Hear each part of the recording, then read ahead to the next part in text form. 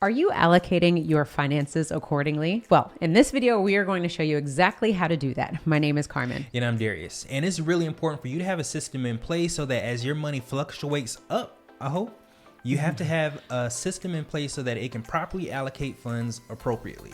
Yeah, because I think it's easier said than done to be like, I'm making more money or I'm making less money, hopefully not. But just whenever money comes your way, you need to be able to assign a job for every dollar. And if you're not doing that right now, then you're behind the eight ball or your money is probably running you because you don't have a plan or a system, like Darius said, in place. And I think what happens is sometimes what we tend to do is react to the situation that we're in, like a monthly payment, or if we want to buy something new, how much is the monthly payment? We react accordingly instead of having something in place to say, okay, I have X amount of money, I can do X amount of things. We don't, and maybe also too what you're saying with that is we don't also take into consideration what's going to happen a week from now, 3 weeks from now, down the pike, like what's happening with our finances. We can make sure we're ahead of the game.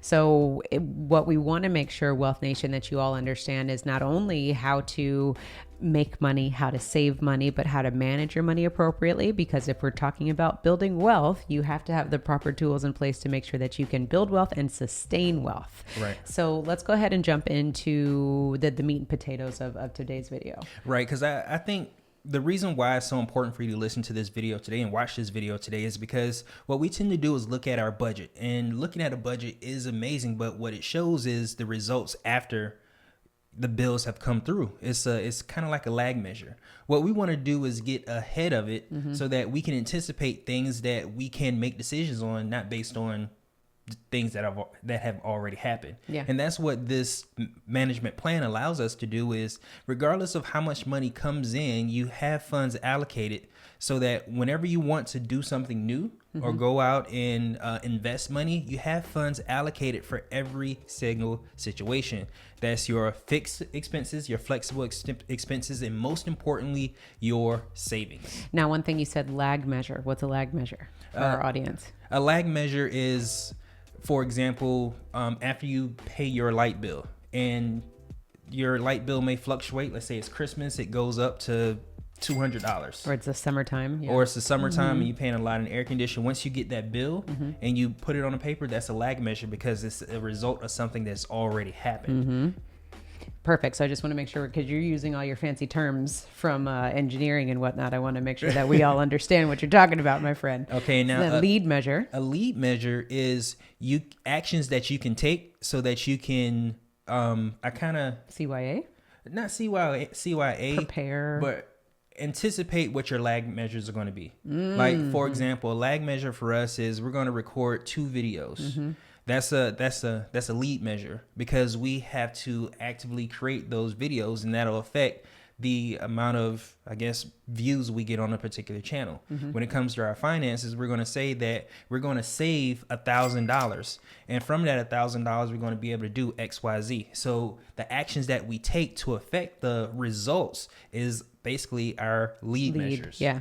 So just think of it, and it's really nice when you think about this and you really understand the difference between a lag and a lead measure, is the fact that lead, what are you leading with? Think of it in that instance. What are you leading with? So when it comes to our savings or our finances, what are you leading with? And the point is, you have a plan, and then the plan we're actually going to go through so you know exactly where your money should be allocated, but let's lead with something. Right. And then the lag measure is, like Darius said, the results, what happens after the fact. And what you should have in tune is both of those should be in tune so that you are allocating your funds appropriately so that you can sleep well at night and you're never wondering like, oh man, what do I do? Or trying to be reactive instead of proactive. That's really what we're talking about. There we go. Yeah. All right. So let's jump into what we know is the 50-30-20 rule. I'm sure you can look it up. It's all over the internet. But for us, we really like the 50-30-20 rule because this gives you a plan. We keep saying plan and systems. It gives you a real good synopsis of how you should budget or how you should manage your finances. Really allocate your funds. Yeah. Yeah, because I don't think, well, I know I didn't know. I didn't know that, if I'm making $70,000 a year, I probably shouldn't spend half of my income in housing. Right. Yes, it's common sense, but bear with me in the comments. Okay. Yes, it's common sense. You probably shouldn't do that. But sometimes you just look at the numbers and you're like, oh yeah, I can afford this. Or you buy a car that you're over leveraged, meaning it's way too expensive based off of your income. Or, any other expenses that you have, are they too much? Because there's one thing to be able to say, yes, I can pay it, but they could be too much where it's eating into all of your other expenses. Right. And that's where we get people that go, hey, Carmen and Darius, I can't pay myself first. Mm-hmm. Oh, if you can't pay yourself first, that means you're paying someone else too much. Right. And that happens because we go to the bank and we ask them, how much can I afford to buy this house for? Mm-hmm. And what they do is they look at your income and anticipate you giving them their entire check. Mm-hmm. So what happens is we listen to that and then we go and buy this new house and it's 75% of our check, but the banks don't take that in consideration. They see your check and how much you can afford. Yeah. So you ask the question, how much can you afford? And they let you know how much you can afford. Mm-hmm. The point of the 50-30-20 rule is so that you can go into the bank knowing that you can afford to put 75% of your income there, but you're going to stick with just a certain amount, 50%. Mm-hmm. Maybe even 25%. Maybe even 25% depending on your income and where you ideally want to focus your energy. Yeah. So what is the 50-30-20 rule, Darius and Carmen? What it means is 50% of your income is going to go to something called fixed expenses. Mm-hmm. What are fixed expenses? Well, we have a list here so we can make sure you have exactly what you need. So fixed expenses is your housing. Mm-hmm. That can include mortgage, rent, any taxes, insurance, and HOA dues. Food is a fixed expense, and utilities are fixed expenses, and transportation. So these, what is this? 1, 2, 3, 4 categories. Housing, food, utilities, and transportation are what we consider fixed expenses because these are the things that you need.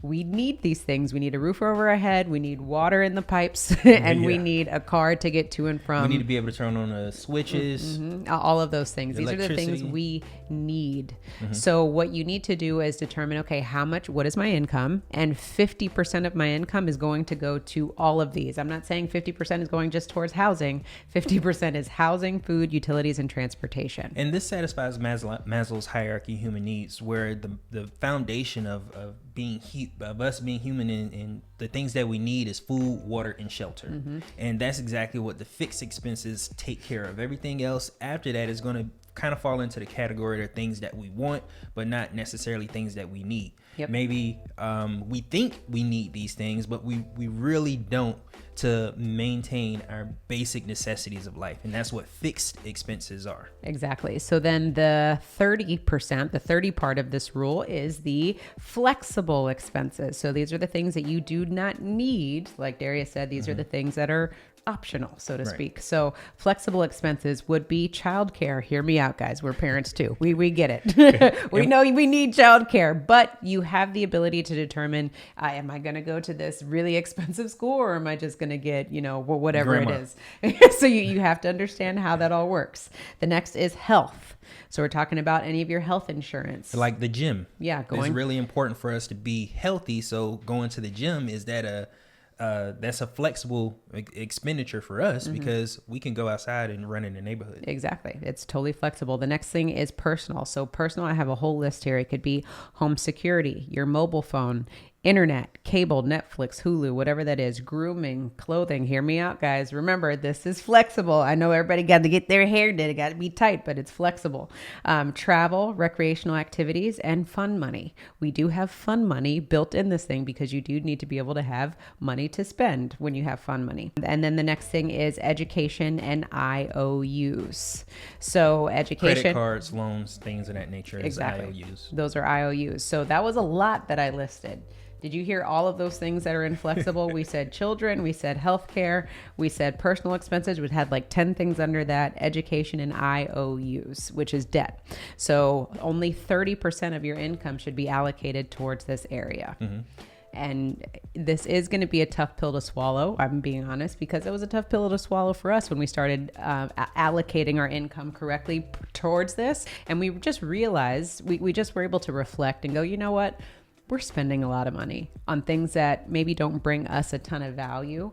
It might bring our ego a ton of value, but it doesn't bring our wealth a ton of value. Right. Our future selves. Yeah, or we're not helping out our future selves. And then the last part of this thing, 20% is going to be your savings. Now, I think that your savings is one of the most important things that's on this this plan, or part of the 50-30-20 rule, is because your savings is supposed to save you in the event that you need it. But not just that, is savings is supposed to be the funds that you use to invest so that you can, I guess, make more money. That's the whole point of it. And the whole reason why you're probably watching this video is, how do I make more money? How do I manage the money that I do have? Savings is going to be what gets you there. And that's really where you go, okay, if I make $70,000 a year, if I make $100,000 a year, you understand what your income is on a monthly basis. Now you break it up 50, 30, 20. And that's how you guarantee that you are paying yourself first, because you have everything allocated appropriately. So you know 20% every single paycheck is going immediately towards savings. You have everything covered there. And then you know the rest, the 50% is fixed and 30% is going where it needs to go. And that you're not over leveraged, which is what we're talking about. You never want one bill, two bill, three bills, however many bills it is, to be the majority of your income, because that's where we get in trouble. That's where we start to stress about things that we shouldn't be stressed about. We spend energy in things that we shouldn't be spending energy in, because instead of us putting energy and making more money, we're worried about the money that we do have going out to everyone that we actually agreed to do this. We agreed to the contract. Yeah, we put our debit cards out there all the time and say yes. Or credit cards. Charge this. So if you all want to continue learning from the Wealth Nation family, then definitely click on the link below. We would love to serve you, because we have so many amazing products and services and things that we can provide to make sure that you all are building and sustaining wealth. Right. And if you want your very own copy of the wealth plan, which is the 50-30-20 rule, click on the link below and get you a free PDF. Exactly. We have our wealth journal all made out for you, and you're going to collect all of your wins and your opportunities for improvement every single month so that you can get better, right? It's all about progress, not perfection. So don't beat yourself up if it isn't perfect the first few months out of the gate. It's going to take time for you to understand these new habits that you're trying to take. Exactly. Now, the next thing that we get a lot is, I'm not able to do the 50-30-20 rule right now because I'm spending 60% of my income on my flexible expenses. That's perfectly fine, because what happens is it gives you a snapshot or a screenshot of exactly where you are now, and you should be reallocating those funds appropriately. So if you have a situation where you have 20% of your income is fixed and 60% of your income is flexible, and whatever the numbers are, you can make small incremental adjustments every 3 months, or what is most optimal for you. Because Carmen and I initially, when starting this a few years ago, we weren't doing the 50-30-20 rule. And matter of fact, we're not doing the 50-30-20 rule right now. Our account is separated to where we have 40% of our income is our fixed, 30% of our income is going to flexible, and 30% is going to our savings. And that's what you have the ability to change to make it more beneficial for you, because we know how important savings is. So we're going to allocate more funds for our savings. Yeah. And I'm glad that you brought that up, because so many people are going to be like, this isn't for me. These numbers don't abide by what I'm trying to do. But all we want to do is give you a snapshot, just a glimpse into how can you better allocate your finances. Because like I said, again, for me, I don't know if any of you out there feel me, but when I got paid, I didn't allocate a certain amount. It was just, this is what I had to spend, and I spent it. Yeah. So you have your bills, you pay your bills, and what's left over you can blow. Yeah, exactly. That's what the mentality was, or kind of is, because we're just not taught how to utilize our income. And the more aggressive that Darius and I get, and the more we realize that somebody else has a plan for our money, a plan that's more important to us than our own plan for our money, that's when we started making changes. Because that's exactly what you're saying is, if you don't have any money left over after you've paid all your bills, that means somebody else has a better plan for your money than you do. They're going to make more money from it. One man's debt is another man's cash flow. So you said that beautifully. I paused for a second because I was just thinking about all the opportunities that people have to make money from our money. And that's the society we live in. We live in a capitalistic society, which is fine, but you just have to understand it. Like we always talk about, understand the rules and the players in the game that you're playing. You're not going to start playing Monopoly without understanding what the banker has to do, how you're going to buy the properties, how much the properties cost. cost. So understand the rules and how this all thing works. And if you want to start leveling up as it comes to your finances and understand how this thing works, the one thing that you can start doing is start allocating your income appropriately so that you have a plan for your money. Right. And that's a rule, to have a plan for your own money. That is the rule. And then with that, once you start building, gaining confidence and understanding that your savings is really the mechanism that's going to transform your current situation from good to better, is being as aggressive as you possibly can with savings, because you know that's going to be the mechanism that you need to get a life insurance policy so that you can do banking, which then will allow you to invest and then start doing other things and other means where you can start creating cash flow for you. And that way you're not so dependent on your income. So there's baby steps to this, and there's levels that you have to play. You can't just expect to hit home runs out of the gate. Let's hit a few base hits. That first base hit that's going to get us to first base is understanding our income, allocating it. The second base hit is making sure that you're focused on that savings, which then will allow us to do other things. Yeah. And until we do that, you're going to continue to have, I don't want to be negative Nancy, but it's going to be challenging until you decide that, today's going to be the day that I'm going to take control of my finances as opposed to being reactionary. It's going to be the same thing over and over again. Yeah. And there's no such thing as a get rich quick. No, there's no such thing as a get rich quick. And for those of us who spend all of our time trying to hit that home run, what we're doing is we're missing all the base hits that we could have been getting to move us further ahead. Ooh, that was good. Thank you. That was a nice gem. I hope you guys heard that. Because sometimes, again, with the other society, the piece of the society that we live in, it's all about, I want something yesterday. Yeah. Hence Amazon Prime. So don't get caught up in those things where the immediate gratification. Stay focused. Keep the plan, keep your goals and everything at the forefront of your mind, and understand exactly what it is that you're trying to do. Because one thing we didn't talk about with this 50-30-20 rule is, why are you doing it in the first place? And sometimes your why is the thing that you need that's going to allow you to stay focused and stay on track, because that's going to, if you don't have a strong why are you doing the things that you're doing, it's going to deter you, and you're going to be able to let the next shiny object distract you and keep you off of your plan. Right. So if the why is, I want to sleep better at night because I want to know that my funds are properly allocated. I want to know that my family's taken care of. I know that I want to be a billionaire one day. I know I want to own a business, whatever it is, write that all over every single wall that you have in your house, on your mirrors, whatever it is, so that anytime you're deterred from to spend more money or whatever it is, you can stay focused on, no, that's not going to be the best plan for my next goal. Right. Because what happens when you start following these rules and you have money allocated in your different accounts? Like for us, the fixed account is a separate account, the flexible account is a separate account, and of course our savings is a separate account.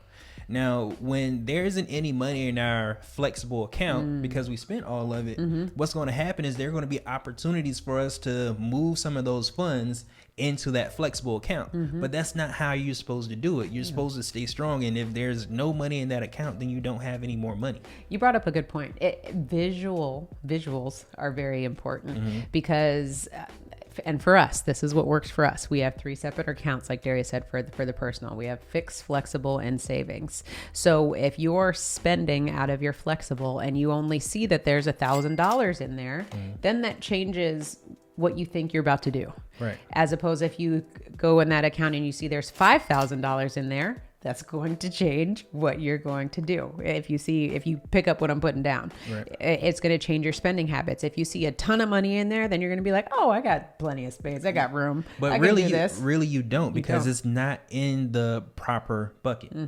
So if separating bank accounts makes sense for you, then it gives you the opportunity to see, okay, this is what I'm playing with in this one bucket. This is what I have to play with right now for the next month, the next 2 weeks, whatever it is. But if you have all of the funds together, you also have to make sure that you are very diligent in understanding this money. 3,000 of this has to go here, 2,000 has to go here, whatever it is, so that you can make sure that you're not overspending. Right. And that's really the whole point of this, is to not overspend, because overspending comes with an interest rate. That means you're going to spend more money just to maintain the fact that you overspent on the money that you have. So not only have you spent your money, but you're going to borrow or get credit for somebody else's money and pay interest on it. Yeah. That's not what we want to do, because interest is that interest could have been going towards your savings. Yep. And that's the most important thing that, again, I said that before, savings is the most important because that's what we use for investing. This system comes full circle. You know what I mean? Because our income is going into it 50, 30, 20, but then the 20% of it is going into investing, which is going to allow us to make more money so we can have more money to put into our system. Yep. So it kind of feeds on itself. And if we don't do it correctly, then of course it's not going to work. Yep. It is. You got to plan. Right. You got to plan and you got to make it happen. And one thing we also want you to plan for is subscribing to our channel, because if you want more information like what we share with you today, then we have the 250 other videos that you can also check out. And in the meantime, why don't you check out our next video where we give you some other tips on how to save and allocate your money. And don't forget to own your own lifestyle. Or someone else will.